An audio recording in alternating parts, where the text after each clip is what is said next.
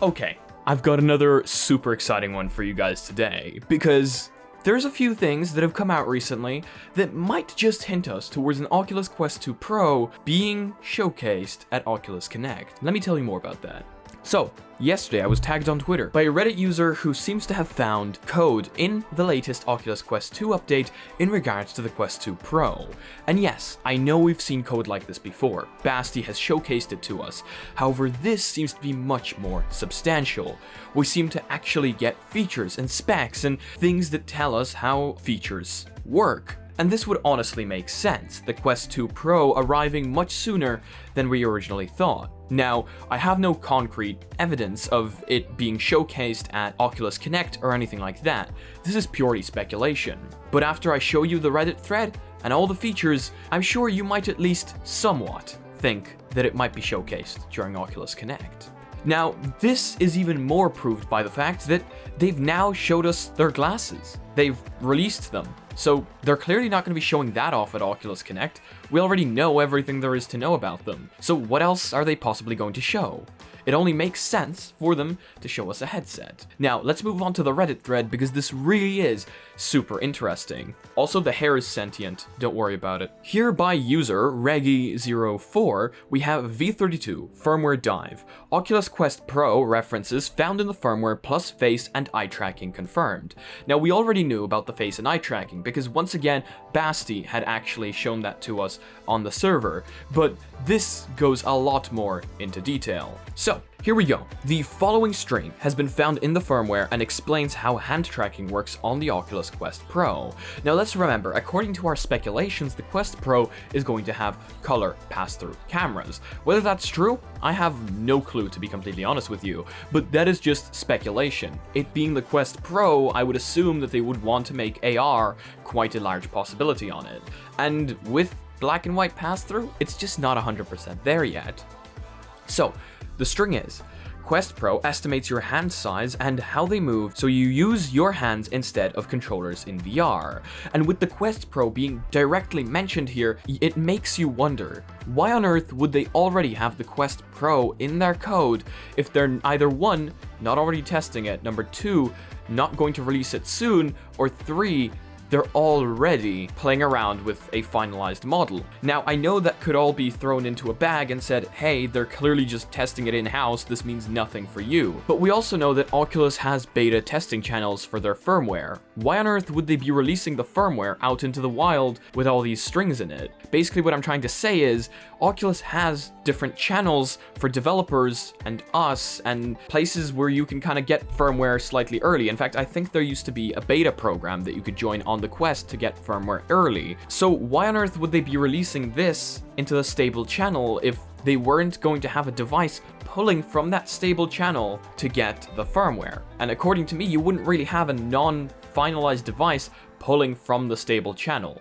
If that makes any sense whatsoever, I could be speaking nonsense, but that's just my theory. Moving on, there's also a lot of strings regarding face tracking and how you would calibrate the required sensors when setting the device up for the first time. Copy the different expressions. Smile naturally until the calibration is complete. You may need to hold this pose for a few seconds. Show an angry expression until the calibration is complete. You may need to hold this pose for a few seconds. Frown naturally until the calibration is complete. You may need to hold this pose for a few seconds. Show a surprised expression until the calibration is complete. You may need to hold this pose for a few seconds. Fail to calibrate the expression. Retrying. Face movement estimation complete. So as you can see, this is much more concrete evidence that we are, as a matter of fact, not only getting face tracking, but we also already know what the calibration steps are going to be, and that it is within the firmware and supposedly is working. And finally, here we have some instructions for setting up eye tracking. Follow the target with your gaze. Eye calibration failed. Eye movement estimation complete. So clearly this is a pretty standard eye calibration. You're gonna have to follow something with your eyes and then it's going to calibrate. Pretty standard right there. They also found some recent additions to the code that talk about hardware features that already exist on some Oculus devices, like a button to move the lenses closer to your face. The Rift S had an eye relief button that did the same thing. However, these were just added in V32. These strings might also reference a new headset. This would make sense, as a pro headset you will want as many features as possible, and I actually personally really liked this feature. Let me show it to you on the Rift S. as you can see right here, the Rift S has a little button. When you press that button, you can move the headset further or closer to your eyes. Now, the Rift S is not a standalone device, so this is clearly not referencing the Rift S, because the Quest firmware would not be flashed onto the Rift S. It's just not possible. So what we're looking at here is clearly firmware for a new headset, and I'm just going to place my bets and say it's for the Quest Pro, because the current headsets, well, they don't have any of these kinds of buttons that would allow you to move the headset back and forth away from your eyes. That feature I miss a lot. Press and hold the depth button and move your headset closer or further away from your face. The lenses should be close to your eyes, but not cause discomfort. So that's really cool. And while we did see a glimpse of Oculus's new lens tech, you know, the variofocus lenses, I don't think the Quest Pro is going to have that just yet, which is unfortunate, but hey, I mean, I think that tech might be a little bit away. Adjust lens depth. Turn the wheel left or right to adjust tightness. The front padding should fit directly over your forehead.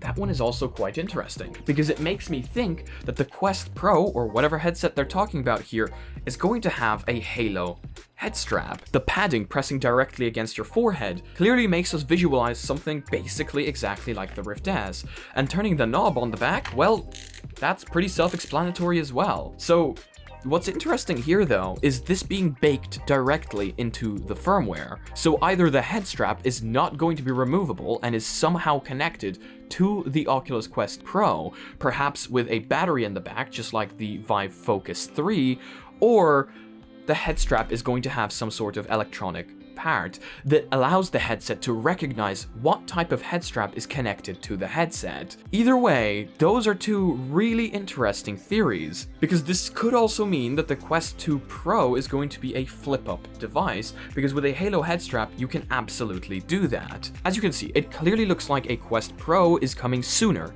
than we might think, and that Facebook is definitely planning to incorporate eye and face tracking in some future device. Personally, I think that we will see an announcement, not a release, of the Quest 2 Pro at Facebook Connect next month.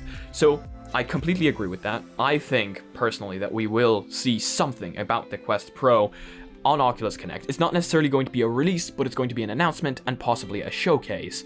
But I could be completely wrong about that. Let me know what you think down below. Do you think we're going to see something about the Quest Pro during Oculus Connect? I think with all of this evidence baked into the firmware and a stable channel, I think it's more than possible. But once again, I would love to hear your opinions down below. That being said, with all of these new features, it is a Quest Pro. I think this is going to be an enthusiast level headset. I do think it's going to be more expensive than the current Quest 2, and I don't think it's going to push the Quest 2 out from the market, like the Quest 2 did with the Quest 1. I certainly think this is going to be sold alongside the Quest 2 as a enthusiast level headset, and this one being a kind of starter headset, if you get what I'm trying to say. So, there we go. I don't normally record an episode on one entire subject. I don't know why, I just don't like it. It seems like an ultimate just grab, because I love to fit as much as I possibly can in a video, but there was so much here that I can see that the timer has already reached a time that I am pretty uncomfortable recording past. I think we've got some pretty concrete evidence here, and I think that what we talked about today is definitely worth a video of its own. So that is going to be it for today's video. Thank you all so much for joining me today. I hope you all have a fantastic day or night. Thank you all so much to everybody who stuck with me during yesterday's live stream. Yesterday's live stream was amazing. We streamed for 6 hours, which I did not expect, but we got everything working in the end, and the haptic glove is almost complete. Just to give you guys a little bit of an update, I did actually end up hot gluing all the pins onto the glove in the morning, so there you go. That's that right there. Looks really nice. They stick really well to this material, which I was originally worried about, but just as a little update, this works really well. So I cannot wait to finish off this video sometime soon. If you guys liked the video, please leave a like. If you guys disliked it, I guess this button works too, but please tell me why down in the comment section below. If you guys are not yet part of our community, make sure to join our Discord down below. Make sure to join our Reddit, where I want to see you posting your spicy memes. And if you guys want to do it for pitch content, come get on the channel, then make sure to smack that subscribe button with your forward dim my bell and see you next video. Peace.